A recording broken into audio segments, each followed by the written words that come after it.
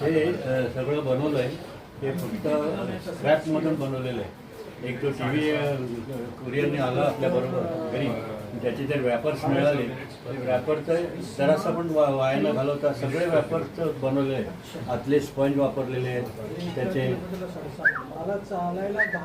त्या स्पंजमधून शेषनाग वगैरे सगळं स्वतः बनवले कट करून.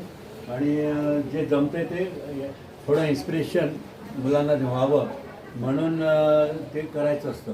At the age of 76 also I am doing this. कारण काय लहान मुलांनी पण शिकावं की ह्या वयामध्ये पण मी करू शकतो असं आहे.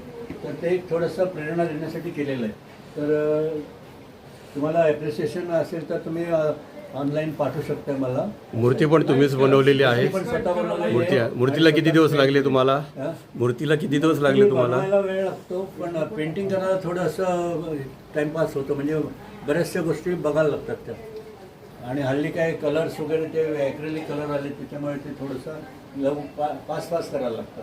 Very good. सुंदर बनवले तुम्ही. परत एकदा अभिनंदन तुमचं. चांगलं आहे. कौतुक. आपल्या चॅनलला शुभेच्छा देतो मी.